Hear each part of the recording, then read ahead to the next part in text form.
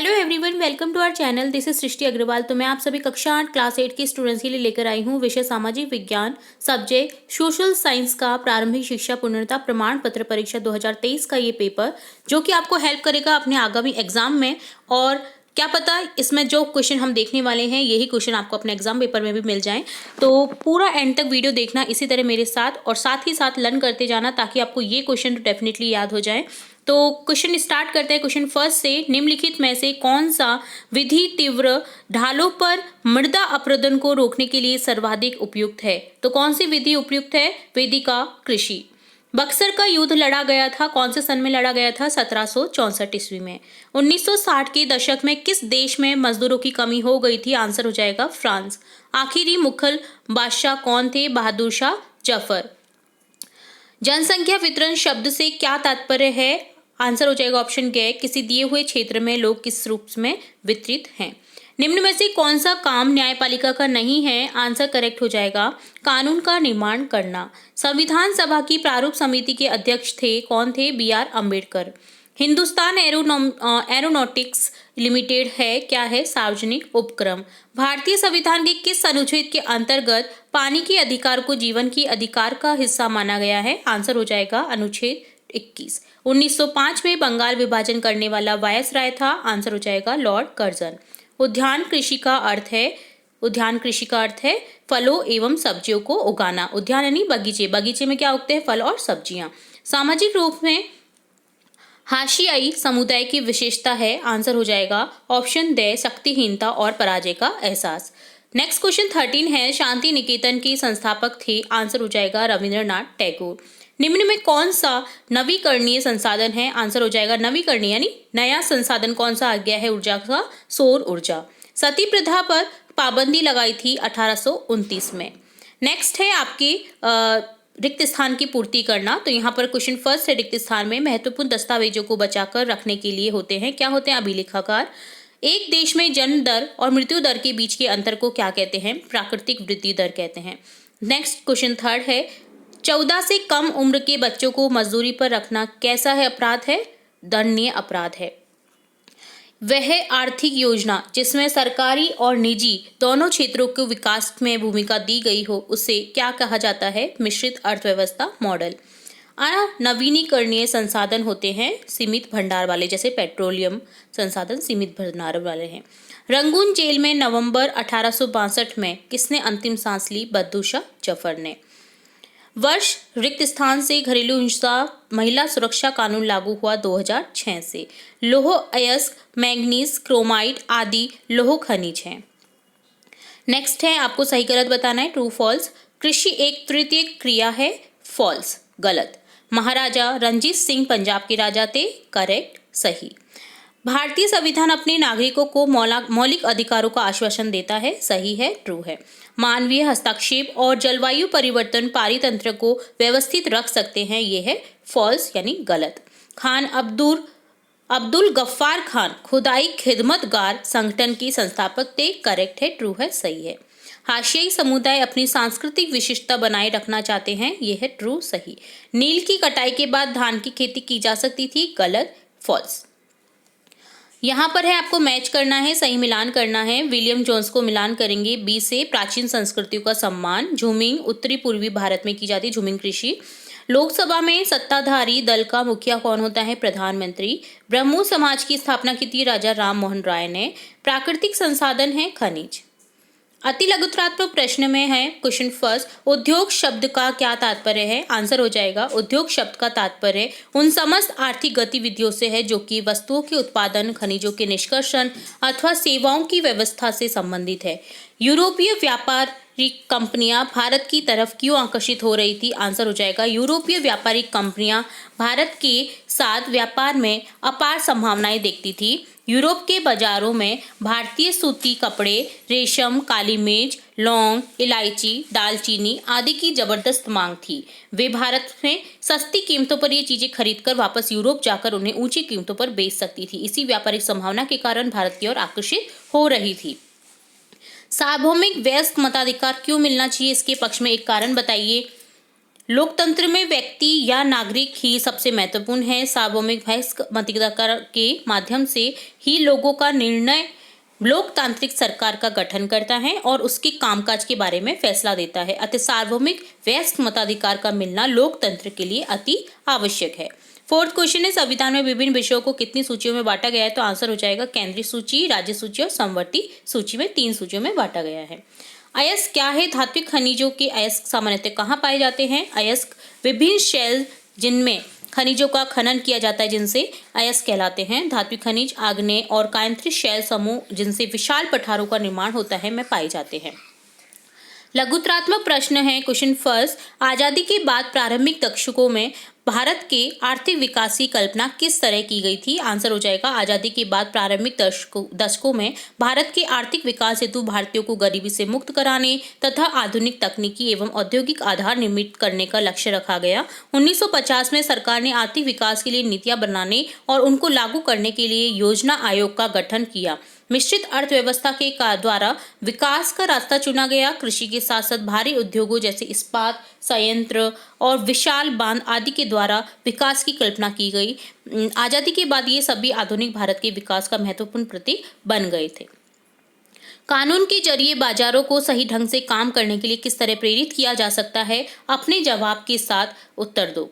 तो यहाँ पर हो जाएगा बाजारों में मजदूरों का शोषण ना हो, उनको वाजिब मेहनताना मिले, इस बात को सुनिश्चित करने के लिए सरकार ने जहाँ न्यूनतम वेतन का कानून बनाया, उसी तरह बाजार में उत्पादकों और उपभोक्ताओं के हितों की रक्षा के लिए भी सुरक्षा कानून बनाए गए हैं।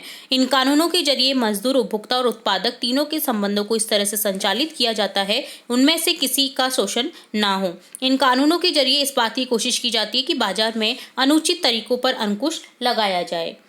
नेक्स्ट क्वेश्चन है, ब्रिटिश शासन में घुमंतू काश्तकारों के सामने कौन सी समस्याएं थी? आंसर हो जाएगा ब्रिटिश शासन में घुमंतू काश्तकारों के सामने निम्न समस्याएं थी। घुमंतू काश्तकारों के लिए कम पानी, सूखी मिट्टी वाली जमीन पर हलों की मदद से खेती करना आसान नहीं था। हलों की मदद से खेती करने वाले घुमंतू काश्तकारों की खेत अच्छी उपज नहीं दे पाते थे। अच्छी उपज नहीं होने पर उन्हें लगान चुकाने में दिक्कत आती थी। 5 तरीके दीजिए जिनसे आप घर पर ऊर्जा बचा सकते हैं। तो घरों की आवश्यकता अनुसार ही बिजलियों के उपकरण का प्रयोग करना चाहिए। अनावश्यक उपयोग पर रोक लगानी चाहिए। घरों में कम से कम बिजली के उपकरणों का उपयोग किया जाना चाहिए। दिन के समय सूर्य की रोशनी का उपयोग करना चाहिए। अनावश्यक लाइट नहीं जलानी चाहिए। उच्च गुणवत्ता वाले बिजली उपकरणों का उपयोग करना चाहिए, उनसे बिजली की खपत कम होती है। सौर ऊर्जा से संचालित उपकरणों का प्रयोग करना चाहिए।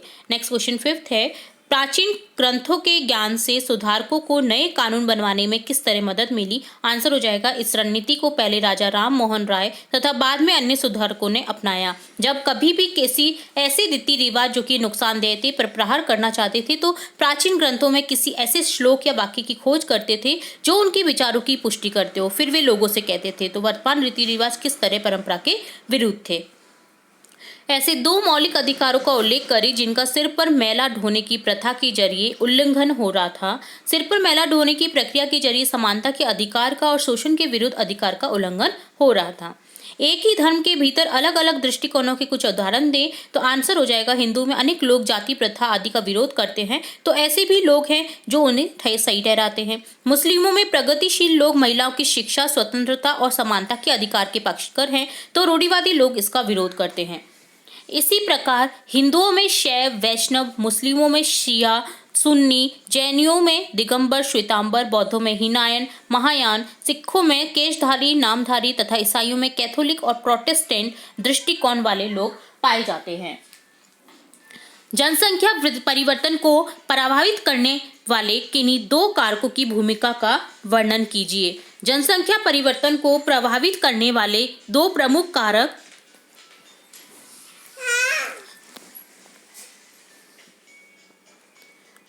कारक हैं जन्म दर का तात्पर्य प्रति 1000 व्यक्तियों पर जीवित जन्मों की संख्या के माप से है। यदि किसी देश में जन्म दर ज्यादा होती है तो वहां की जनसंख्या तीव्र गति से बढ़ती है। मृत्यु दर का तात्पर्य प्रति 1000 व्यक्तियों पर मृतकों की संख्या के माप से है। यदि किसी देश में मृत्यु दर बहुत कम हो तथा जन्म दर बहुत ज्यादा हो तो उस देश में तीव्र गति से जनसंख्या में वृद्धि होती है। अंग्रेजों ने सरकारी दस्तावेजों को किस तरह सुरक्षित रखा? आंसर हो जाएगा, अंग्रेजों ने सरकारी दस्तावेजों को सुरक्षित रखने के लिए सभी शासकीय संस्थानों में अभिलेख कक्ष बनवाए। उन्होंने तहसील के दफ्तरों, कलेक्ट्रेट, कमिश्नर के दफ्तर, प्रांतीय सचिवालय, कचहरी आदि सभी के जरिए उनके पृथक पृथक रिकॉर्ड रूम बनवाए, जिनमें सरकारी दस्तावेजों को सुरक्षित रखा जाता था। महत्वपूर्ण दस्तावेजों को बचाकर रखने के लिए अभिलेखागार और संग्रहालय जैसे संस्थान भी बनाए गए। 19वीं सदी के शुरुआती वर्षों में सुलेखन निवेशों और द्वारा दस्तावेजों की नकलें बनवाई जाती थी। बाद में छपाई तकनीक द्वारा सरकारी दस्तावेजों की अनेक प्रतियां बनाई जाने लगी।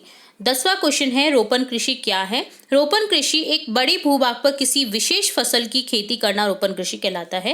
रोपण कृषि वाणिज्यिक कृषि का ही एक प्रकार है, जहां चाय, कॉफी, काजू, रबड़, केला, कपास आदि की एकल फसल उगाई जाती है। इस प्रकार की कृषि में वृहद पैमाने पर श्रम तथा पूंजी की आवश्यकता होती है। उत्पादन का प्रसंस्करण भी खेतों पर ही या निकट के कारखाने में किया जा सकता है। रोपण कृषि के मुख्य क्षेत्र विश्व के उष्णकटिबंधीय प्रदेशों में पाए जाते हैं। मलेशिया में रबड़, ब्राजील में कहवा, भारत और श्रीलंका में चाय इसके कुछ उदाहरण हैं। निबंधात्मक प्रश्न में क्वेश्चन फर्स्ट है, निम्नलिखित अंतर स्पष्ट कीजिए, परंपरागत और गैर परंपरागत ऊर्जा के स्रोत, बायोगैस और प्राकृतिक गैस। तो यहाँ पर अंतर देखेंगे सबसे पहले परंपरागत और गैर परंपरागत ऊर्जा के स्रोत में। ऊर्जा के परंपरागत स्रोतों का उपयोग लंबे समय से किया जा रहा है। गैर परंपरागत स्रोतों का उपयोग पिछले कुछ वर्षों से ही शुरू हुआ है। जल विद्युत को छोड़कर ऊर्जा के परंपरागत स्रोत गैर नवीकरणीय होते हैं। ऊर्जा के गैर परंपरागत स्रोत नवीकरणीय होते हैं। इन स्रोतों के उपयोग से पर्यावरण में प्रदूषण फैलता है, जबकि इन स्रोतों के उपयोग से पर्यावरण में प्रदूषण नहीं फैलता है। इसमें कोयला, खनिज तेल, प्राकृतिक गैस, ईंधन, जल विद्युत आदि आते हैं, जबकि इसमें पवन ऊर्जा, ज्वारीय ऊर्जा, सौर ऊर्जा, बायोगैस, भूतापीय ऊर्जा आदि आते हैं। अब देखेंगे बायोगैस और प्राकृतिक गैस में अंतर। तो बायोगैस यह एक कार्बनिक अपशिष्ट जैसे मृत पौधे और जंतुओं के अवशेष, पशुओं के गोबर आदि से बनती है। प्राकृतिक गैस पेट्रोलियम के साथ पाई जाती है, जिसे तेल निकालते समय अलग किया जाता है। यह खाना बनाने हेतु घरेलू ऊर्जा का स्रोत है। इसका उपयोग घरेलू, वाणिज्यिक दोनों स्तरों पर किया जाता है। यह ऊर्जा का एक नवीकरणीय स्रोत है, जबकि ये गैर नवीकरणीय स्रोत है। इसलिए बायोगैस का यूज ज्यादा होता जा रहा है। सेकेंड क्वेश्चन है, महात्मा गांधी ऐसा क्यों सोचते थे कि अंग्रेजी शिक्षा ने भारतीयों को गुलाम बना लिया है? तो आंसर हो जाएगा, इनका सोचना इसलिए था कि उनका मानना था कि अंग्रेजी शिक्षा ने भारतीयों के मस्तिष्क में हीनता की भावना भर दी है। उन्हें पश्चिमी सभ्यता को सर्वश्रेष्ठ सभ्यता के रूप में देखने की शिक्षा दी है। अपनी संस्कृति के प्रति गर्व की उनकी भावना को नुकसान पहुंचाया है, अतः वे इसे पाप मानते थे। गांधी जी के अनुसार अंग्रेजी में दी जा रही शिक्षा ने भारतीयों को अपाहिज बना दिया है, उन्हें अपने सामाजिक परिवेश से काट कर अपनी ही भूमि पर अजनबी बना दिया है। अंग्रेजी शिक्षित भारतीय स्थानीय संस्कृति से घृणा करते हैं तथा अपनी जनता से जुड़ने के तौर तरीके भूल चुके हैं। महात्मा गांधी एक ऐसी शिक्षा चाहते थे जो भारतीयों को सम्मान, आत्मगौरव को पुनः प्राप्त करने में सहायता दे सके। थर्ड क्वेश्चन है, क्या आप कुछ ऐसी स्थितियों का उल्लेख कर सकते हैं जहां कानून या नियम तो मौजूद है, परंतु उनके क्रियान्वयन में ढिलाई के कारण लोग उनका पालन नहीं करते? उदाहरण के लिए मोटर गाड़ियों की तेज रफ्तार, हेलमेट सील पैड ना पहनना, वाहन चलाते समय मोबाइल फोन का उपयोग करना। कानूनों को लागू करने में क्या समस्याएं आती हैं? क्या आप क्रियान्वयन में सुधार के कुछ उपाय दे सकते हैं? तो आंसर हो जाएगा हाँ, कुछ ऐसी स्थितियां हैं। धूम्रपान निषिद्ध, सार्वजनिक स्थानों पर धूम्रपान करना, सड़क किनारे पेशाब करना, जेब्रा क्रॉसिंग से सड़क पार न करना, रेलवे फाटक बंद होने पर भी उनके नीचे से निकलना, मोटर गाड़ियों की तेज रफ्तार, हेलमेट सीट बेल्ट न पहनना, वाहन चलाते समय मोबाइल का उपयोग करना, यातायात सिग्नल तोड़ना आदि। तो समस्या इसलिए आती हैं लागू करने में कि लोगों को कानूनों से अनभिज्ञ है, यानी कि ज्ञान नहीं है। कानून में कमजोर और ढीले ढाले होने के कारण उनकी क्रियान्वयन की मशीनरी की सुस्त और भ्रष्ट होने और कानून पालन न करने वालों को दंडित न किए जाने से कानून को लागू करने में समस्याएं आती हैं। पर्याप्त स्टाफ का अभाव, जैसे यातायात पुलिसकर्मियों की कमी। सुधार के सुझाव ये हो सकते हैं कि लोगों को सामान्य कानून से अवगत कराया जाए। कानून के सही क्रियान्वयन के लिए आवश्यक है कि कानून बिल्कुल स्पष्ट हो। उन्हें लागू करने से पूर्व उनके प्रति समाज में जागरूकता पैदा की जाए। सरकारी मशीनरी कानूनों को लागू करने में पारदर्शिता बरते। कानूनों के क्रियान्वयन में ढिलाई करने वाले कर्मचारियों को दंडित किए जाने की स्पष्ट व्यवस्था हो। साथ ही कानून का पालन न करने पर भी दंड की स्पष्ट व्यवस्था कानून में होनी चाहिए। पर्याप्त स्टाफ की उपलब्धता सुनिश्चित की जानी चाहिए। भारत की मानचित्र में निम्नलिखित में से किन्हीं चार को दर्शाइए। तो बंगाल की खाड़ी, हिंद महासागर, जयपुर, नई दिल्ली, हिमालय पर्वत, अंडमान निकोबार द्वीप समूह। आपको मानचित्र में कोई भी चार दर्शाने हैं तो आप कोई भी चार दर्शा सकते हैं।